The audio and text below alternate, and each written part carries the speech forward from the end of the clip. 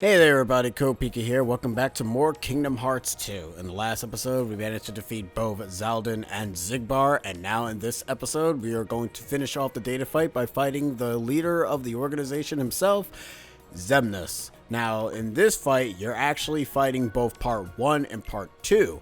Part 1, obviously, you're fighting by yourself, but Part 2, you end up fighting alongside Riku. Except Riku is a lot more competent than Donald and Goofy, considering they both die all the time, even if they are on Sora attack.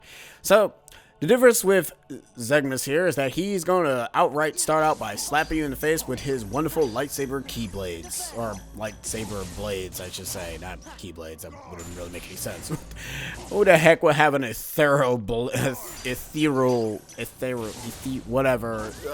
Who will have a glowy keyblade in the series? Am I right? Whatever. Anyways, Xemnas fights the same way just like he does in Part 1. The only difference is that he has his own very own unique DM. Even though he can do it in the original fight, I just never let him do it because he died very quickly. His ceiling thing actually ends up draining a lot of your health in a very fast succession, so you kind of want to be quick to defeat him, or I should say to dispel it before it actually kills you. And overall, he just hurts, that's it, and there's not much else to him.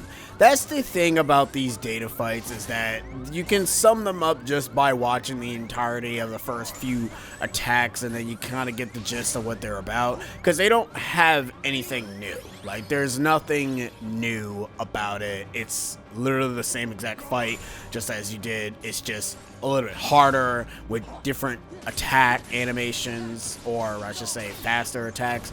Kingdom Hearts 3 does this a lot better, in my opinion, and you know, I'm bringing that up a lot since I've been playing Kingdom Hearts 2.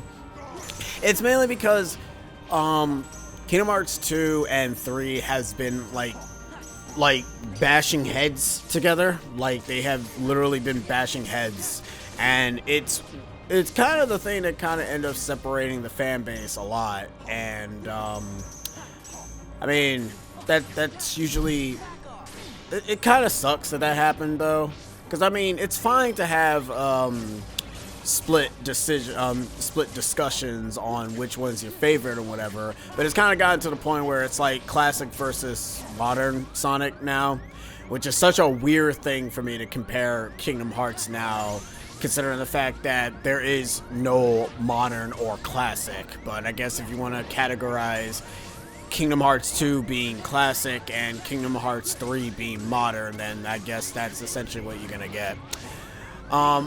When I think of Kingdom Hearts 2, I find that Kingdom Hearts 2's battle system has aged well. It hasn't aged poorly. The other thing is, however, is that some of the maneuvers that Sora can do by himself are limited. In Kingdom Hearts 3, they enhanced his single act mobility a bit better. And there's like a lot of choices that they've done with Sora in 3 that makes it a little bit better to play. There are some that feels that the combat doesn't really flow as well as 2, and you know, there are some that thinks that the combat for 2 is a little bit sluggish compared to 3, and there's a lot of little nuances that people can like more than others. And personally with me, I feel that with Kingdom Hearts 2, it's, you know, it's the staple of the battle system that people want it to be enhanced. A lot of people assume that people want KH3 to be like KH2, and that's not what people want. Personally, I think what people want is that people wanted KH3 to be a much enhanced battle system than 2.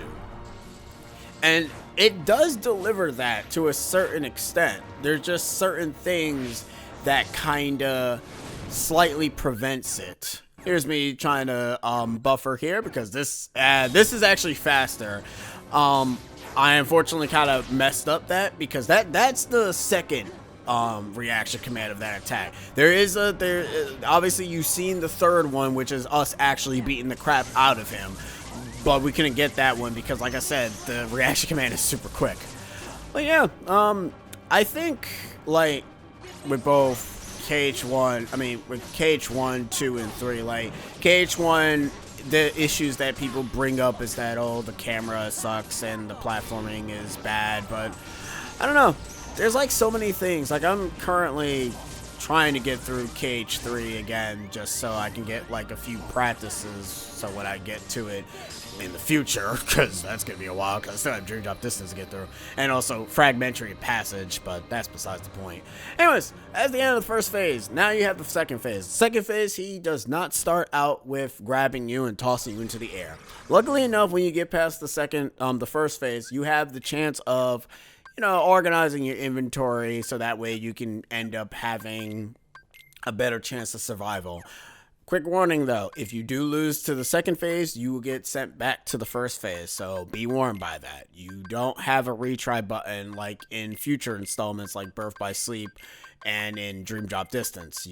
That is actually something that is great, but also a problem because what the retry also kind of does is whatever items you utilized is gone, which is kind of dumb considering the fact that retry shouldn't do that. Even though in 3, they do allow you to organize your menu before diving into the fight again.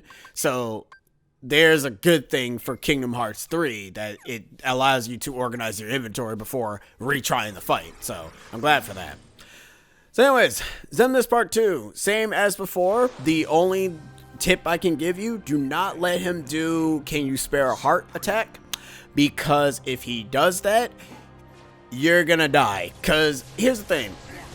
His Ball of Doom does a lot of damage. His attack lasers do a lot of damage. His thorns do a lot of damage. Every single thing does a lot of damage. That's basically the summarization of the entire data fight as a whole. The reason why you don't want to get caught by his Can You Spare a Heart? 2 reasons. 90% of the time, if you're getting hit like me, your health is probably going to be half. And if he gets you in Can You Spare a Heart, you will probably die, or Riku will die. Either one of 2 things will happen. Riku will die, or Sora will die, because the health drains a lot faster in this fight compared to the original. I never bothered to showcase the Can You Spare a Heart, but initially what happens is that Xemnas grabs Sora, and he essentially he's grabbing him for like a good while. Riku tries to save him, but again gets kicked back. Then you have to utilize Riku to essentially get to Sora as quickly as you can, or else all of his health will disappear and he'll die. Another problem with that though is that Riku can die. If Riku dies in that segment, yeah, you don't have any of your fancy elixirs or anything. Yeah, if he dies, he dies. Like that's just it. Like he's just dead. Like he can't do anything about it. So yeah, that's the reason why you don't want to get caught by Can You Spare a Heart, because it really is kind of bad to get caught by that kind of move, considering the fact that you're very limited. So what I essentially do in this fight is I try to do my best to do as much damage as I can to Xemnas to skip that phase entirely. He tries to do it a lot, and it's kind of frightening because you have to be quick at thinking, because if you don't have session up, you can't block it. If you don't have your drive up, you can't block it. So I was basically on the verge of like, all right, I have to do some quick thinking here or else I'm not winning. As you can see there, he was trying to do it, but I quick think and changed to my limit form immediately, because that ends up preventing me from getting grabbed. I don't know how that works, but hey, what are you gonna do? So yeah, yeah, I mean, what do I think about the Kingdom Hearts series altogether? Like, what do I love about it? Even if the fan base is a bit weird at times, and I mean, it's not like, I don't know. I feel that it's kind of a very weird topic to just get into. I guess because it's not much for me to get into at the moment, but it's something that I end up talking about on stream at times, where it's like, you know, when it comes to fan-based video games, it kind of gives you a different perspective that can either be negative or positive depending on how you feel. I feel that, and this is just me, it's the most simplest thing that you can probably do. Like the series for what you love about it. Love it for what it is. If you have a problem with it, you know, accept those problems and if you think that they can fix it in the next game, then, you know, by all means. If you can get past the flaws and still have a great time, then hey, that's your game. That's really it. Nobody's really trying to give you, like, people are just giving their own perspective of either characters, story, or whatever, and that's essentially what Kingdom Hearts is. Like, it's a series that's very, like, it tries to take itself seriously, but you can overall tell that the story is crazy. And to be honest, considering the fact that Nier Automata, is it Automata? I think it's Automata, exists, and how crazy that story can be. Mind you, Nier is a little bit more crazier than Kingdom Hearts at the moment, but I don't know. Like, I find that the craziness of the story is fine. Does the story have to be consistent? Yeah, I mean, Kingdom Hearts is a consistent story. There's just obviously a lot of bits that gets implemented from the mobile game that ends up getting transferred to the main series, which is one of the biggest problems I find with this series, sadly, is that when it comes to trying to keep up with the lore, the mobile game ends up introducing some aspects that, mind you, I don't even get to see, because, you know, I don't follow the mobile game that much. That's my own fault, is that I don't follow it. And I end up missing tidbits that ends up getting transferred over into the main story. There are like so many tidbits that get transferred over into the main story that half of the time I'm usually questioning, oh, what is this? But you know something, though? You know something? I'm glad I'm like that with this series, mainly because I can be surprised. I can be surprised and I usually don't end up saying like, oh, what is this random thing that they implement? There are some things that they kind of do just say and whatever, and there's not much explanation, but usually there's always an explanation for anything in this series. It's just sometimes, depending on how long it takes to answer said question, you might end up forgetting that question and completely ignoring it as a whole. That usually can happen.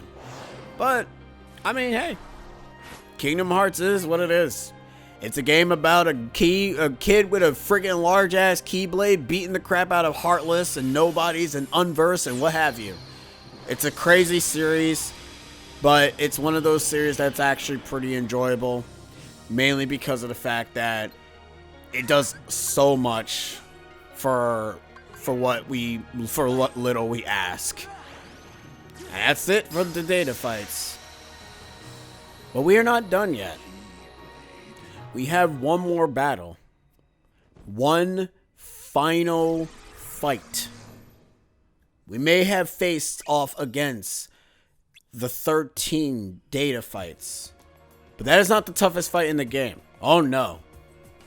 The toughest fight in the game is something that ends up sparking a lot of conversations, a lot of speculations, and also a lot of theories.